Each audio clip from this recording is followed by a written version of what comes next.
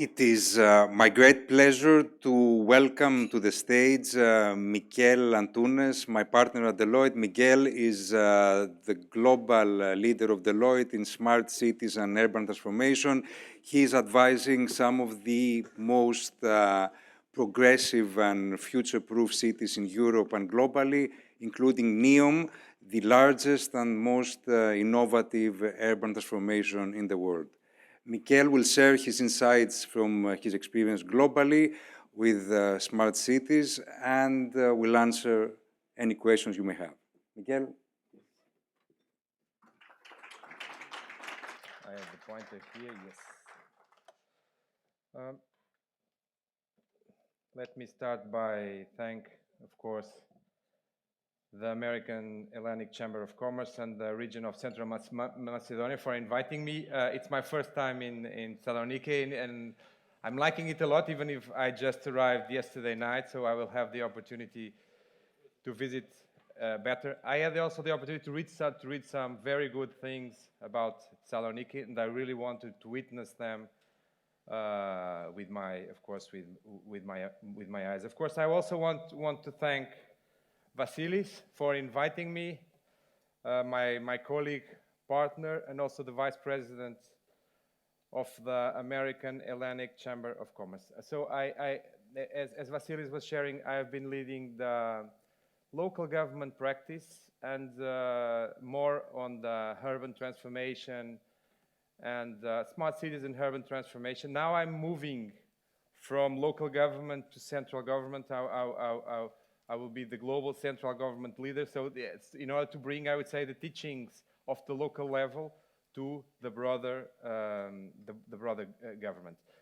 What I try to bring here to you is I would like us together to think a bit on how to move from urban living to a more human living. And the first thing I would like us all to think is just take some seconds and think about how would it look like your dream place to live. Maybe it's Thessaloniki, maybe it's not Thessaloniki, maybe it's Maldives.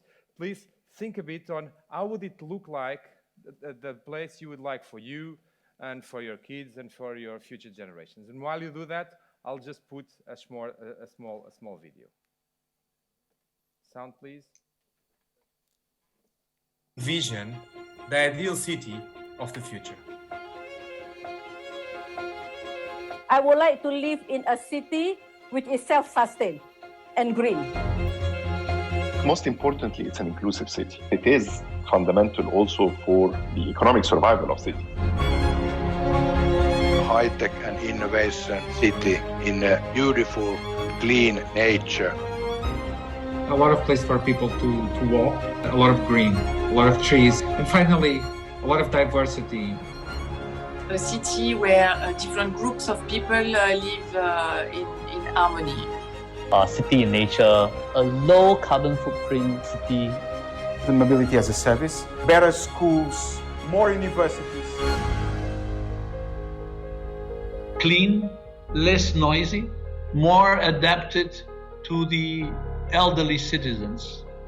Job creation on the one hand, and social inclusion on the other.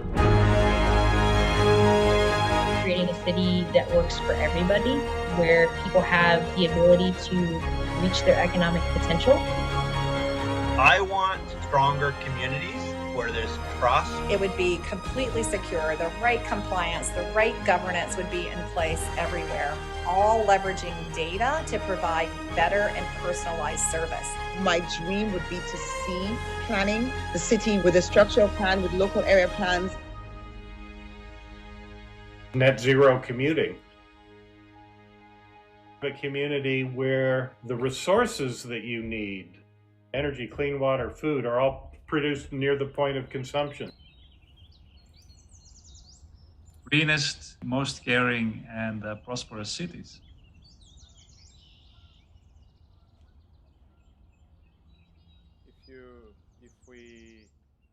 I'm sure that we all related somehow to some of the things that were shared here. So I will try to take you a bit through first, why our city is important, we all know, but try to rationalize a bit on why our city is more and more important. Then trying to demystify what is a smart city, what we call a smart city. And then I will take you through two studies. One study which is very recent, it was presented in the Smart Cities World Congress like 3 weeks ago, where the study was to analyze the maturity of the cities in the world and what shapes a more future-ready city, let's call it like that. And then I will try to share with you some of the trends. There were 12 trends. It was a study that we did like 2 years ago, but it's kind of updated. And I'll try to share a bit with you what are the things that are happening around the world. Even, of course, not all the trends are applicable to every place, and so on. And then I may share also some concrete examples of things that we have been involved in an ecosystem perspective, not just Deloitte, but with some partners. But let's start by the beginning. Let's see why our city is more and more important. The first thing is because we live there. 50% of us live there, as we all know, and we heard this lots of times. Maybe 80% of us will live there in 20 or 30 years, so they are for sure important. 70% of greenhouse emissions come from cities, and we discussed sustainability already in the previous panels and interventions. 70% of greenhouse emissions come from cities, so if we want to have a sustainable planet, we need to act first at the local level. 80% of energy consumption comes from cities. 60% of the world refugees are on cities. 80% of the displaced are on cities. If we go to the SDGs, 64% of the SDGs, based on statistics, can be solved through cities. So, meaning that 80% of global GDP, and I don't know if I said because it's relevant for economic purposes. So, if we want to live in a better society, for sure, we need to act at the local level first, or in a coordinated way with a more central approach. Why is important to make cities smarter, and what is a smart city? Let's see. A smart city is a city that uses technology, but it's not just technology. Sometimes we just think about technology. It's technology and innovation for three main purposes. The first thing is to make sure that we live a better planet or a better city for the future. So in order to make the places where we live more sustainable. And studies say that by using technology, we may cut 90% of greenhouse emissions. So there is a direct correlation. So if we think that 70% of greenhouse emissions comes from city, if we cut 90% of those 70%, we cut like 60% of global greenhouse emissions. But of course, all the cities would need to act. It's using technology to make us happier, to improve our lives, to improve our day-to-day, to improve our way we move from A to B, and so on and so on. And there is a direct correlation also. I didn't bring it here because it was too much info. Between the studies between the happiest cities, the cities that apparently have, based on frameworks, the happier people, and the cities which are on the ranks also classified as the smartest cities. And there's also, the smart cities are also the cities that use technology in order to increase economic value creation. There are also studies that say there's direct correlation between the smartest cities and the growth of economic value. And on economic value, of course, in what concerns more the startup ecosystem, the small companies, and also on supporting the bigger corporations, also through innovation and technology. And then there's a fourth. This was the typical, I would say, mindset, these three topics. And then there is a fourth topic that got super relevant after COVID, which is resilience. So it's using technology in order to make sure that our cities are more resilient. we all know that during COVID, without all the tech that was implemented, we could not pass. Of course, the vaccination was super relevant, but the monitoring topics and so on was critical. I will give you a very recent example on how technology is relevant to increase the resilience of the cities. I will give a bad example and maybe two good examples. The bad example is Valencia, as we all witnessed. It was a very bad disaster, and as we've seen, maybe if the technology would have worked better, people would be advised earlier because the systems would have interconnected, and many people from all the domains of the city would have known earlier, and also the population would have known earlier that they would need to do something. That was one example where maybe through other processes and technologies, things would have gone better. A good example that happened some weeks after was in Barcelona. I was in Barcelona during the Smart Cities World Congress, and on Monday there was also some kind of bad weather, very bad weather, where the airport got totally flooded. From the morning, very early morning, until late afternoon, I was receiving in my mobile alerts. Alert 1, alert 2, alert 3, please stay home, please stay home, please stay home. Nothing happened to nobody. It's an example that happened 2 or 3 weeks just after I was there in Barcelona, because we were preparing the Smart City World Congress. Is an example. Another example from Barcelona, we had a meeting there with the leadership of the municipality of Kiev. They have the Kiev Digital, and they have implemented an app, a solution that 90% of the population adopted, and that they use this app and this information in order to inform the population that they need to go to shelters and so on, whenever they know that there are bombings coming. And that's why technology for resilience purposes is also relevant. Technology, it's more and more relevant, and it came after COVID. Let me share with you now some conclusions of the studies that I share with you. I will start by sharing with you. Let me see if this the pointer is not here. Is this one? It's here. Yeah, the point. Let me share with you this one here. I think you see there. This is the one that was presented on the Smart Cities World Congress, and then I will share the 12 trends which come from this study here.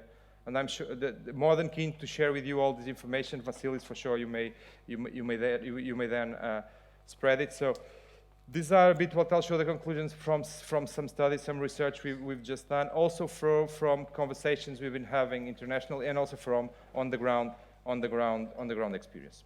So this was a study that was, as I told you, was finished some weeks ago.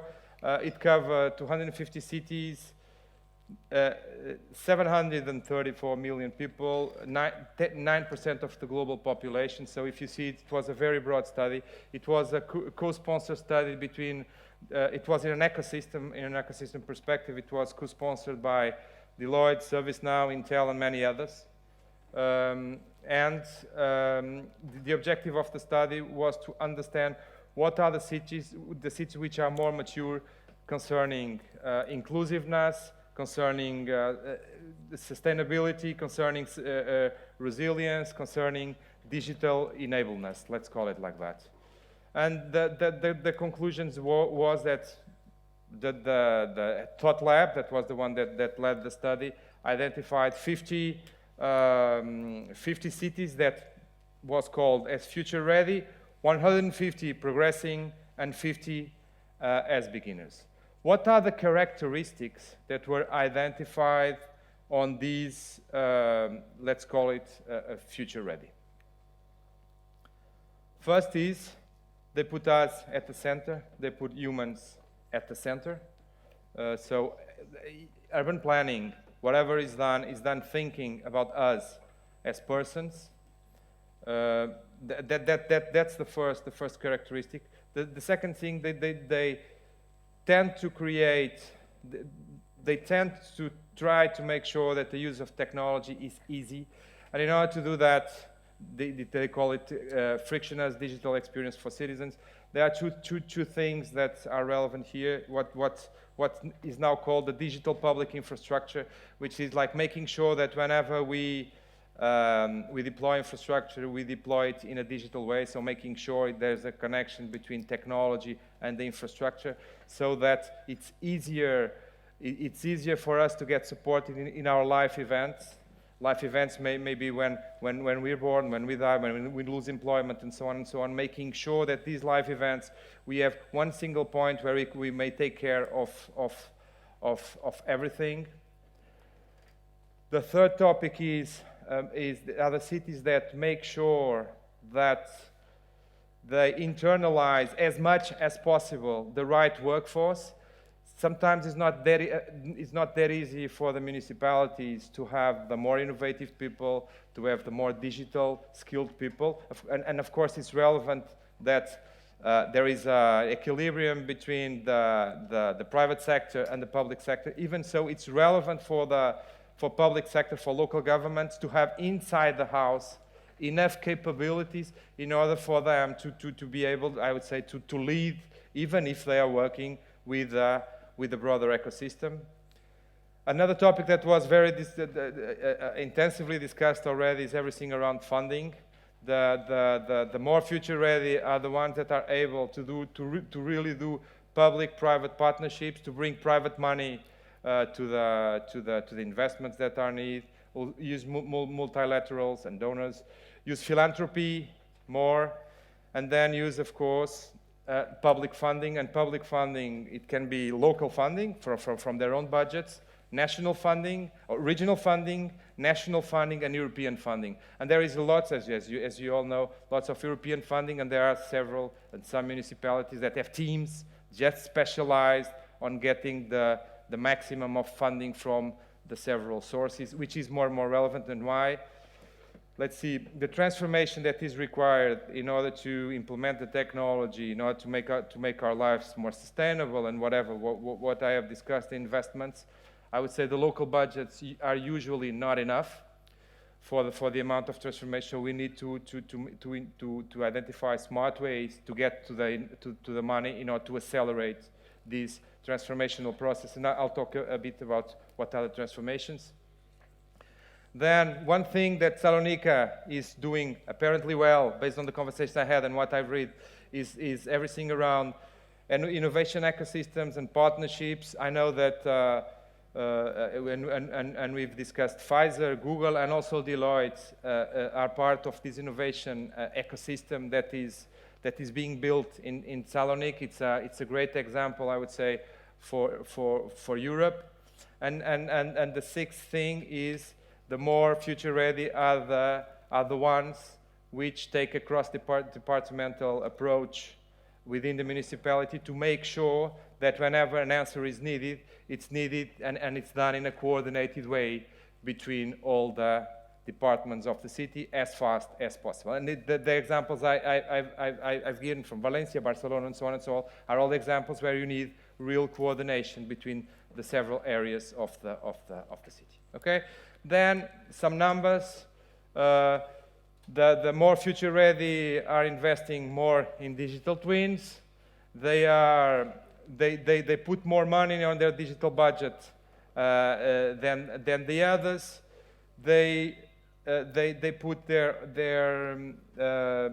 operating and they put money from their operating and capital budgets on technology, on digital future, and they have their own. They invest on their own technology solution. They don't just rely on external partners. Okay. If you want to see the full results, you can take a picture, even if, of course, Vasilis later may share everything, this one and others that we may have. Okay. Now let's go for the trends.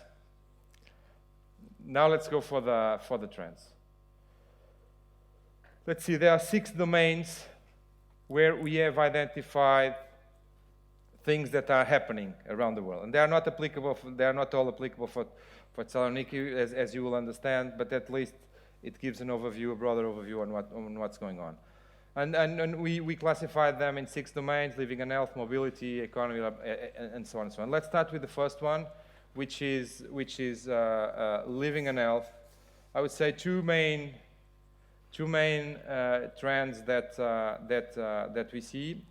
First thing is green planning of public spaces. More and more, this is more easy to do when it's a greenfield urban development. When it's not, it's more difficult. Even so, there are many cities which are doing relevant transformations here. It's making sure then when we design our city, we design with green places, with places for people, with bike lanes, with and so on and so on.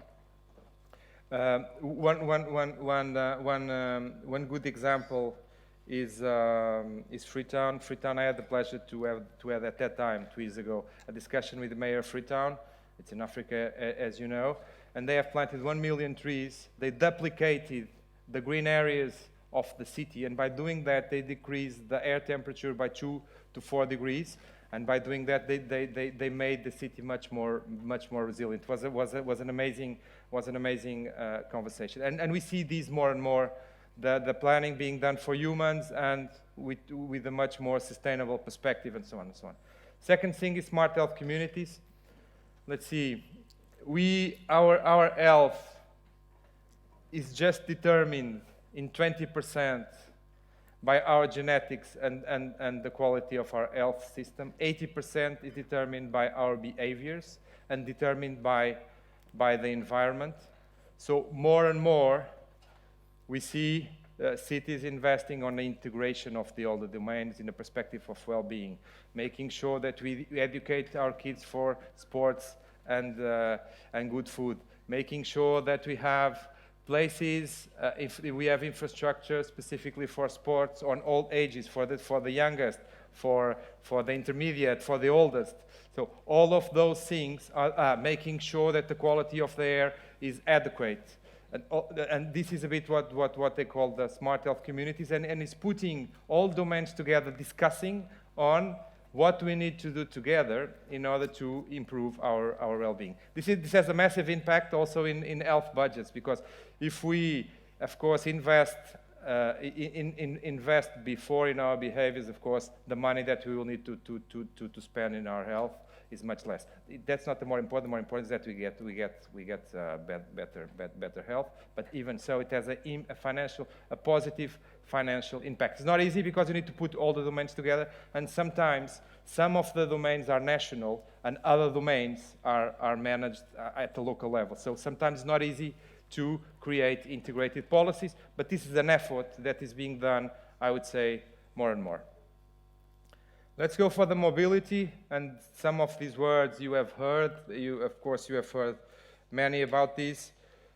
First thing is the concept of the 15-minute city. 15-minute city is a city where, let's not care if it's 15 minutes. Around 15 minutes, we can go to an hospital, to a school, we have our life around that. It's also a perspective where we can have infrastructure for many objectives. Like in the morning, it can be a school, and at night, it can be a theater.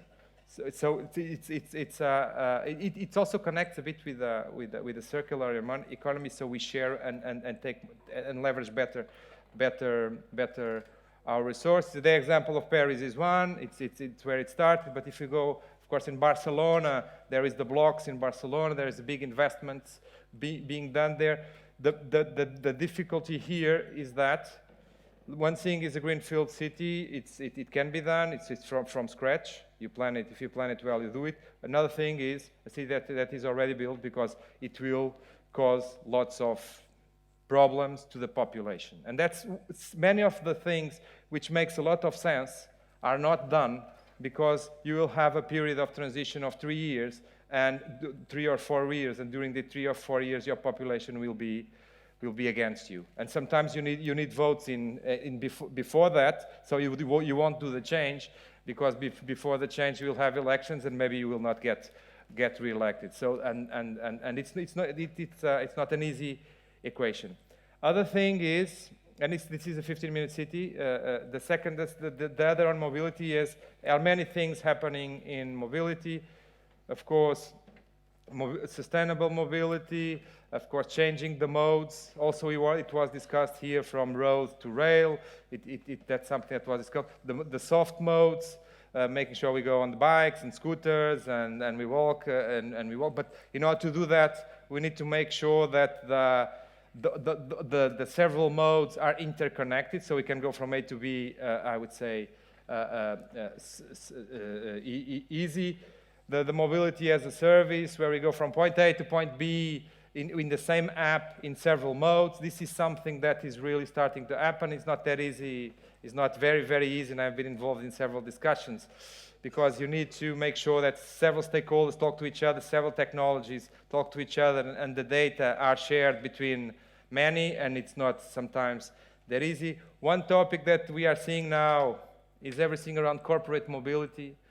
More and more, in the big corporations, we stop giving cars to our people. We give them mobility packages, and this is a big change. And in some cases also, and we started to implement that in Deloitte. It's not fully implemented, but we start to incentivize. We give a mobility package, and we say, if you go through more sustainable modes, we will give you a prize, or we will give you more kilometers for you to use. These are things that are happening. Other thing on mobility is everything around mobility of goods.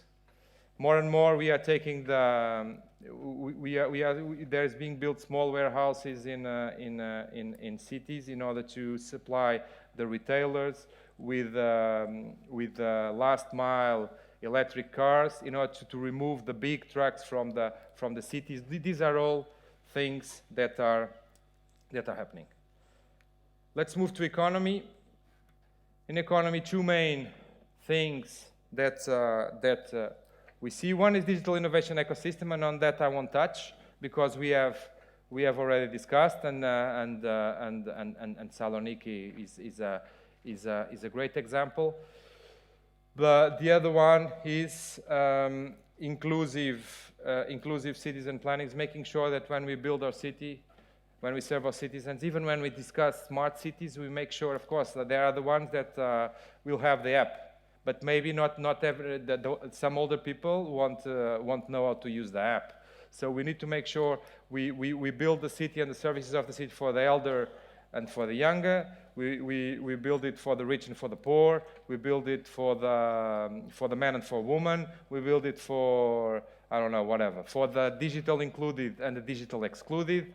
And this is something that we need to think about, because many times we say, okay, let's implement this technology, it's very smart and blah, blah, blah, but then we forget the ones that will not be able to use them. So the physical component and thinking about everyone is more and more relevant. Let's go to energy and environment. Two main topics. One is, of course, everything around circular economy, the topic of the more shared economy, producing locally. This was a super relevant topic during COVID, when the value chains got disrupted. So this topic came a lot to mind. So this is something that we are seeing.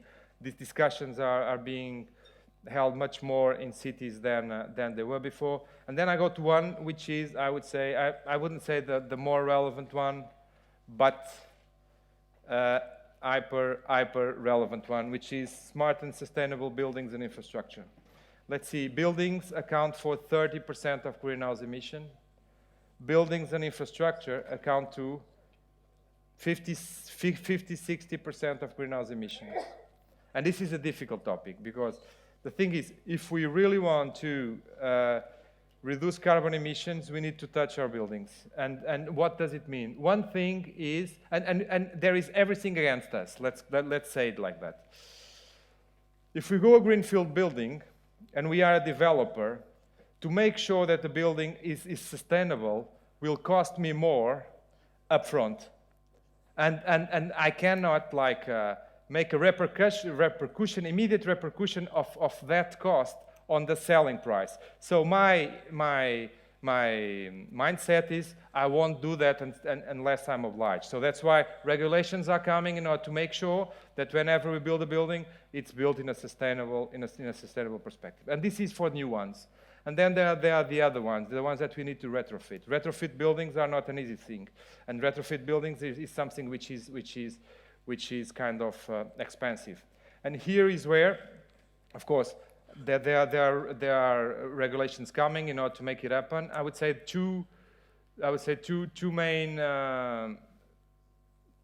possible leaders for this. One, of course, is global corporations like the Deloittes of this world. I don't know how many buildings we have, hundreds of buildings. We, big corporations, should lead by example. Of course, we have our own program in order to do that, and we are doing that. We are retrofitting our buildings and making sure the new ones are already sustainable and everything. And also, public sector should lead, of course, also by example. So, public sector should make sure that on the retrofitting of this world, of the infrastructure of this world, should lead by example. And there are very good examples happening. If we don't do it, we will never cope with the objectives of the emission. This is something that we start hearing much more. We are already, but we will hear more and more. Government and education. Government and education, two topics. Mass participation, more and more cities. Some cities are asking their citizens to participate in their development. Is the topic of the participatory budgets. It's the topic where, for instance, I have one example. I've been involved in Cascais because it's near Lisbon, that they have a solution where you may report the problems of the city, and if you report the problems of the city, they give you back points that you go to museums. It's like gamification things. So more and more, we are asked to participate. And the other one is, and this is, of course, super relevant, is everything around AI, everything about digital platforms, everything around using AI. One example from the Smart Cities World Congress, so it's very recent, which is impressive, is we all know about Gen AI. This is Gen AI over video. What we mean by Gen AI, and now we're seeing it happening there. Gen AI over video, as you know, and of course, Thessaloniki also, you have cameras all over in order to have some surveillance of the city. Then there's the use and the privacy of the thing and so on. What Gen AI can do, you can have surveillance of the city, and then you make questions like, where is the area where we have more motorbikes, and it tells you. And where should I do some kind of, where should I change the traffic because there's a lot of traffic specifically there, and it tells you. So you make questions to your videos. So in the past, what we had the command centers, we had the cameras, and then we see it and we made decisions. In this case, you may just do questions to the video, and the video will answer you. What should be the route for the trash, for cleaning the trash? And it tells you. If it's used for good, I would say it's a super relevant thing. And then the last two is cybersecurity. I won't deep dive on these. I think this is kind of obvious. And this last one it connects to the city operations through AI, and it's exactly what's the right equilibrium for us to have surveillance and use AI, make sure that we use it for good and not for bad. And there are lots of discussions around it, but the technology is there to be used. Then there is the regulation that needs to be clear. And this is a bit the conclusions from the research that we have been doing. Let's say it like that. Okay. I won't take you through the Freetown I told you about, Paris I told you about. One example, of course, we have a massive infrastructure, which is the Hellinikon. I know the Vasilis teams have also been involved in the smart cities perspective. It's a great example of a greenfield infrastructure, an opportunity to do it well. I think it's the biggest urban development project in Europe. As NEOM is the biggest in the world, I think this one is the biggest in Europe. So it's a great opportunity to apply, I would say, the good principles for the future. And I know that in some way they are being applied. And then there's an example of Cascais, which is a city, as I told you, that I've been kind of involved. It became a living lab where they are using all these principles of technology and AI and make sure that they use technology in order to better serve their citizens. More than keen to put teams talking to each other and sharing knowledge and so on and so on, okay? Just to finish, one note. Our ambition is then we defined that our ambition, we said that we were going to work together with our partners in the alliance. We wanted to make an impact on 1 billion people in the world as an ecosystem perspective. And we have been involved in some initiatives. I will just highlight some. Of course, we are one of the partners of NEOM. It's a crazy, as you know, it's a crazy project. More than massive. It's crazy. D-Line is even more. It's within NEOM. Is even crazier. I was having discussions before, and there are people on the room involved specifically on components of NEOM. We are also involved in some of the components of NEOM. More than keen to share with you or to put you in contact with the leaders on the ground. The Yes Cities program, I think it's a very interesting one. It's an initiative in San Francisco that it's led by the World Economic Forum. We are part, Deloitte is part, and also Salesforce is part. And the objective is to make sure that we build innovation ecosystems through startups. So the Yes San Francisco is a program where there was made an ask for global innovators in order to bring ideas to make San Francisco more sustainable. It's implemented now, and the objective of the forum is to scale this up internationally. There were also, and maybe why not in Greece, why not in Thessaloniki? More than keen to breach, in case you feel it may make sense. Kiev, I told you about that app. In Kiev, one example of the use of technologies is one initiative that is starting now. It's a pro bono project where Deloitte is involved, where we are investing, where we will be it's Kiev and Kharkiv. Let me share the Kharkiv case because I think it's more interesting. Kharkiv, as you know, is under bombing, is very destroyed. The kids, they need to go to underground schools. So they are on underground schools, and what we will be doing, we will be implementing technology in order to monitor the safety and security of the underground schools so that the kids are safe on going to school. This is something that we are starting. It's again using technology for a good purpose. I may also I'll just share the Clean Choice. Clean Choice is an interesting one also.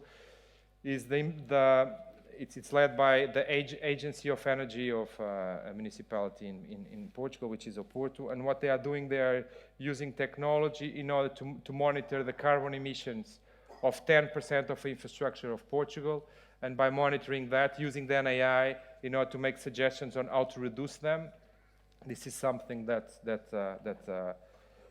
other thing that we are involved. I won't share more. I'm keen to take some questions, case you want. And yes, so and that's it. There are many things to be done. And it's a pleasure to be here with you.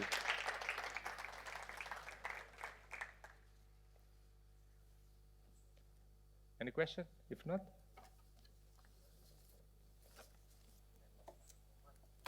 Any question one?